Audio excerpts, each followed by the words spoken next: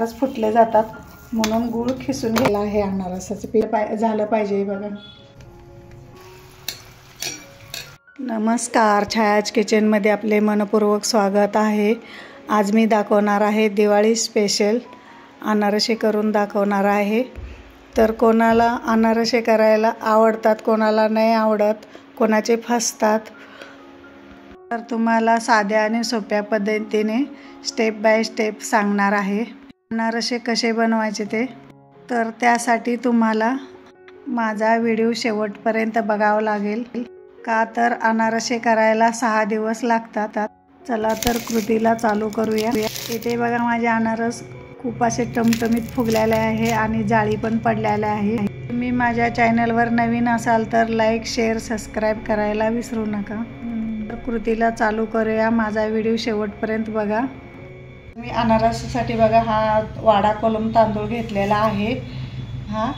आणि तुम्ही फक्त जाडा ह्याचा तांदूळ वापरू नका, चिकट जो होणार आहे ना तो वापरू नका. रेशनिंगचा पण चालतोय, तुम्हाला कुठला जे घ्यायचा आहे ते घ्या, फक्त चिकट भात व्हायचा तो घेऊ नका. चला तर मग आपण आता हे भिजत घालूया. इथं मी 1 किलो तांदूळ घेतला आहे, वाडा कोलम तांदूळ घेतलेला आहे. आता आपण यापासून अनारसे बनवायला घेऊया. आता आपण पहिल्यांदा तांदूळ धुवून घेऊया. याला कंप्लीट 6 दिवस लागतात, 3 दिवस भिजायला आणि नंतर आपण बारीक पीठ करून त्याच्यात गूळ घालून याला 3 दिवस मुरत ठेवलं की एकदम जाळीदार बनतात अनारसे. आता आपण तांदूळ धुवून घेऊया. अनारसे भिजवण्यासाठी मी हा वाडा कोलम तांदूळ घेतलेला आहे, 1 किलो घेतलेला आहे. याला मी 2-4 पाण्यानं धुवून घेणार आहे स्वच्छ. इथं बघा मी 2-3 पाण्यानं स्वच्छ धुतलेलं आहे आणि याच्यात पाणी घालून घ्यायचं आहे आपल्याला.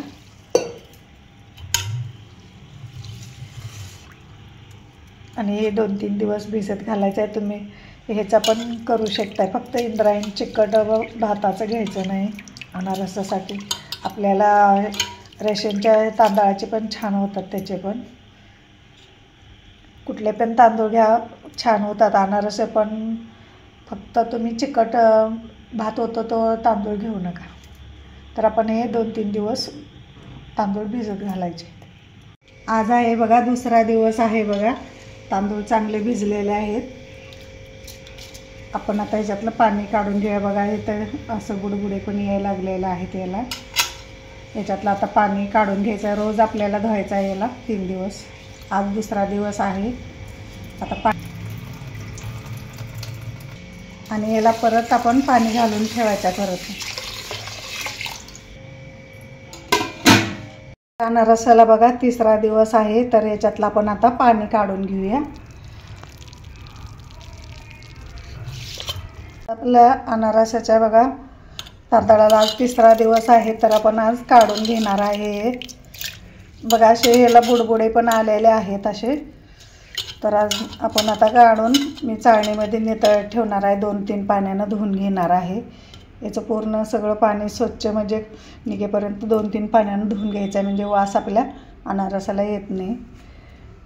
हे बघा अशा प्रकारे आपण याचं पाणी काढून घ्यायचं आहे पूर्ण असं.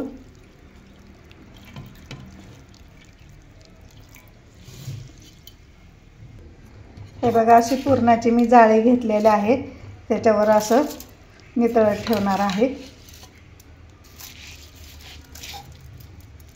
नितळत ठेवून अगदी एक 15-20 मिनटं मी कपड्यावर सुकत घालणार आहे असं नितळत ठेवून.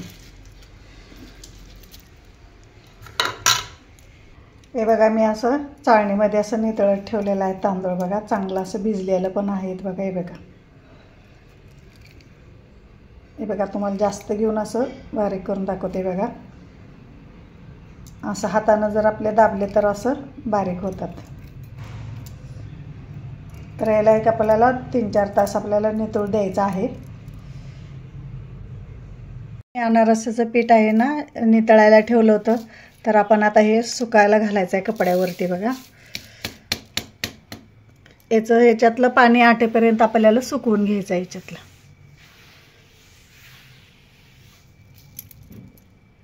मी तांदूळ असं ह्याच्यावर कपड्यावर सुकत ठेवले होते. हे बघा चांगलं सुकलेलं आहे. आता पाणी पण हाताला लागत नाही, एकदम पाणी ह्याच्यातलं सुकलेलं आहे. आता आपण मिक्सरला एकदम बारीक करून घ्यायचं आहे. ते बघा आपलं अनारसाचे तांदूळ आपलं सुकलेलं आहे. आपण आता हे बारीक करून घेऊया मिक्सरला. हे बघा आपलं बारीक झालेलं आहे बघा, असं बारीक एकदम करून घ्यायचं आहे. आणि आपल्याला सोजीची चाळणीने चाळायचं आहे. मी आता चाळणीनं चाळून घेते. हे बघा इथे मी सोजीचे चाळण घेतले आहे ना, चाळून घेणार आहे बघा.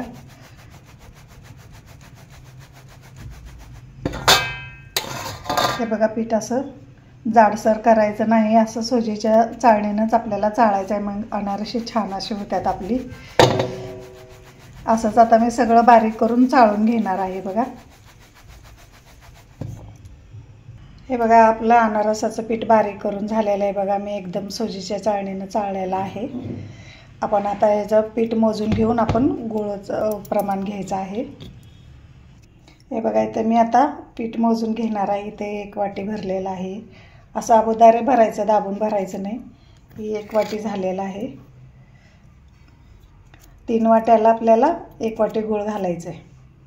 इथे बघा माझं हे 3 वाट्या पीठ झालेलं आहे ह्या वाटीनं मोजून. तर आता मी 1 वाटी गूळ घेणार आहे ह्या वाटीनं. साठी बघा हे 3 वाट्या पीठ झालेलं आहे, त्याच वाटीनं मी 1 वाटी असा गूळ घेतलेला आहे. आपण आता ह्या पिठामध्ये गूळ घालून घ्यायचा आहे आणि चांगलं मळून घ्यायचं आहे आपल्याला पीठ व्यवस्थित. आहे बघा गूळ असं मी खिसून घेतलेला आहे. गूळ खिसून घ्यायचा म्हणजे त्यात आपले गुठळे वगैरे पडत नाहीत. आणि गुठळे पडल्यामुळं ते कसं असं गूळ फसफस असं हे जातो, त्यामुळे आपले अनारस फुटले जातात. म्हणून गूळ खिसून घ्यायचा आहे बघा असं. तर आता हे मळून घेणार आहे मी आता.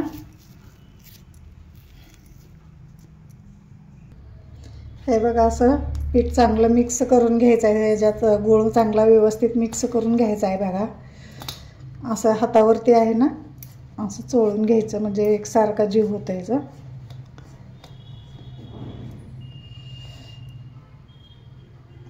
हे बघा जरा चोळलं तर असं व्यवस्थित आपलं होतं हे. मग असं हातावर आपण चोळून घ्यायचं चांगलं आहे. हे बघा इथं माझं अनारसाचं बघा मळून झालेलं आहे बघा. अजून एवढं हे होत नाही, सुटसुटीत होतं, अजून एकजीव झालेला नाही याला. आपण याचे ना गोळे करून ठेवायचे असे छोटे छोटे. 2-3 दिवस असे मुरायला ठेवायचे आहेत आपल्याला गोळे करून. मग आपलं व्यवस्थित पीठ तयार होते.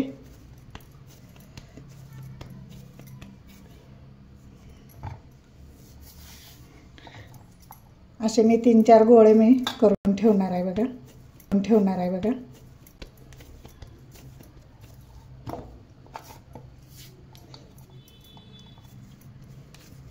परफेक्ट असं झालेलं आहे अनारसाचं पीठ.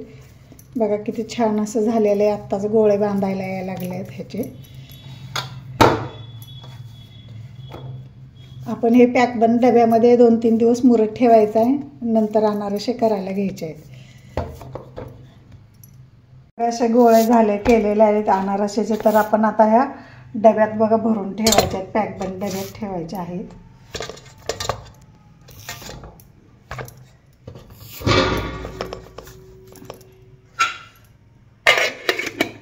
आणि 2-3 दिवसांना आपण याचे अनारस करायचे, तोपर्यंत मुरू द्यायचं आहे ह्याला. हे बघा आज 3 दिवस पूर्ण झालेला आहेत माझ्या अनारसाच्या पिठाला. बघा असं बघा याला गुळाला असं हे सुटलेलं आहे, पाणी सुटलेलं आहे बघा. छान असं पीठ झालेलं आहे. तुमचं जर घट्ट झालं असलं तर हाताला तुम्ही नुसतं पाणी किंवा दुधाचा हात घेऊन करू शकताय, पण त्याच्यात दूध किंवा काही घालू नका. नाहीतर परत तुम्ही डबल मिक्सरवरती पण फिरवून घेतलं तर असं छान म्हणजे गोळा होतोय. चला तर आपण आता अनारसे करायला घेऊया. हे बघा असं पीठ झालं पाहिजे बघा, पेड्यासारखं एकदम. आणि आपण हातावर घ्यायचं आणि त्याला असं हे फिरवायचं, गोल फिरवायचं म्हणजे आपल्या हाताच्या उभीनं ते असं छान असा पेढा तयार होतोय बघा. आणि आपण आता थापून घेऊयात ताटामध्ये. इथे बघा मी एक ताट घेतलेलं आहे. याच्यात आपण खसखस टाकून घ्यायची बघा खाली असं. आणि मी हा गोळा करून घेतलेला आहे ना, ते याच्यावर असं थापून घ्यायचं आहे.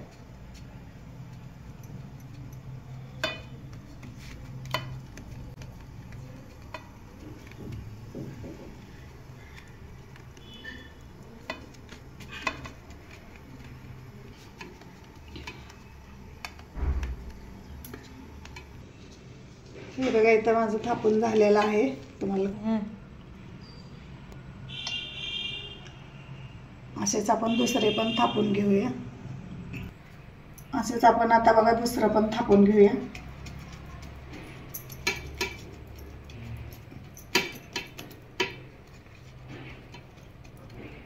मध्ये आधी असं हलवायचं, एकसारखं हलवत बसलं तर, थापत बसलं तर आपल्याला ते अनारस खाली चिटकू शकते. म्हणून मधून अधून थोडंसं हे करायचं. माझ्या चॅनलवर नवीन असाल तर प्लीज लाईक, शेअर, सबस्क्राईब करायला विसरू नका. हे बघा, इथं माझं दुसरं पण थापून झालेलं आहे. हे बघा, काय काय ना कसं म्हणजे अवघड वाटतात अनारस, पण हे एकदम मी सोप्या पद्धतीने दाखवले आहेत बघा. अगदी म्हणजे एकदम म्हणजे सोप्या, अगदी न येणाऱ्यांना सुद्धा पटकन येतात. काय काय जण म्हणतात असं येत नाही, लय अवघड आहे, पण याच्यात काही अवघड नाही, पटपट असे होतात. आपण इकडं तळायला ठेवून इकडं थापून पण होतात आपली अनारस. ह्याच पद्धतीने तुम्ही करून बघा आणि मला कमेंटमध्ये सांगा कसे झालेत अनारस तुमची. मी जेवढे दिवाळीचे फराळ केलेले आहेत तुम्ही नक्की ट्राय करून बघा, अगदी नक्की परफेक्ट येतील तुम्हाला.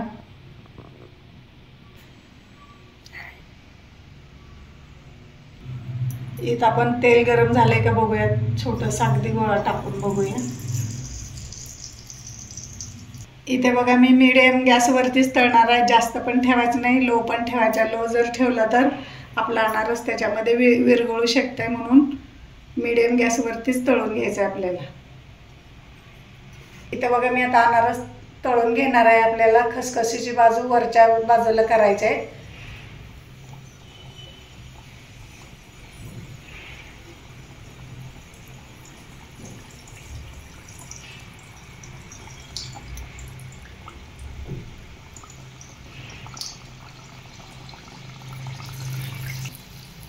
बघा किती छान जाळी पण पडलेली आहे अनारसाला आणि छान एकदम आपोआपच वरती आले.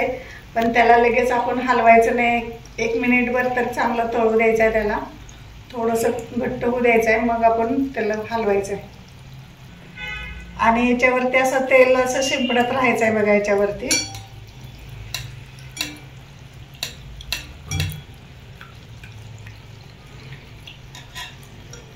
आता बघा, हे तर तळायचं थांबलेलं आहे, याचे बुडबुडे यायचे आपल्याला. आता काढून घ्यायचं आपल्याला. काढल्यानंतर पण तळलं जाते म्हणून आपण काढून घ्यायचं आणि याच्यातलं तेल असं झाडून घ्यायचं आहे एकदम सगळं.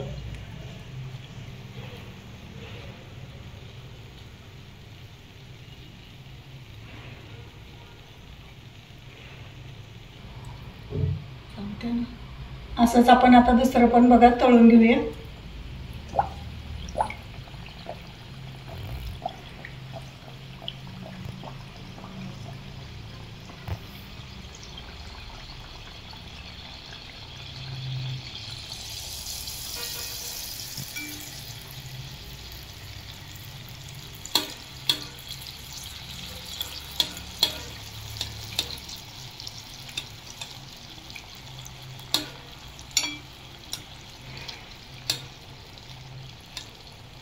बघा किती दुसरं पण आपलं छान झालेलं आहे आणि जाळी पण एकदम पडलेलं आहे आणि एकदम टमटमीत असं फुगलेलं आहे बघा. आता हे तळायची प्रोसेस याची बंद झालेली आहे, आपण आता काढून घेऊया.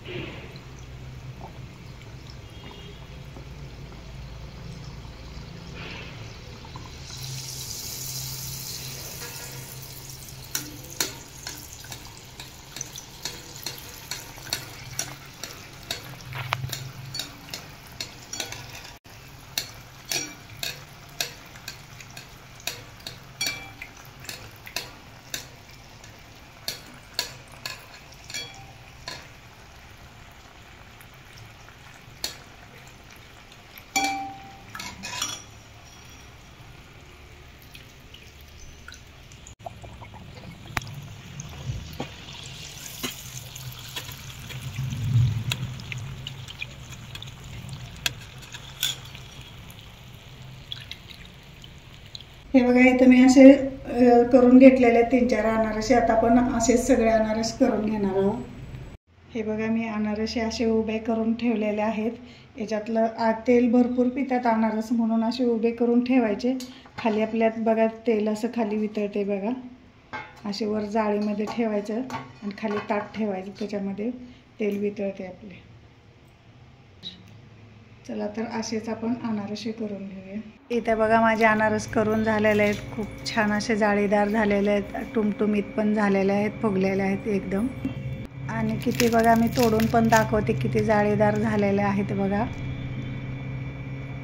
एकदम क्रिस्पी असे झालेले आहेत एकदम. आणि मी खाऊन पण दाखवते, खूप छान एकदम झालेले आहेत. तेच नवीन व्हिडिओ पाहण्यासाठी छायाज किचन रेसिपीला सबस्क्राईब करायला विसरू नका. हा व्हिडिओ शेवटपर्यंत बघितल्याबद्दल तुमचे खूप खूप धन्यवाद.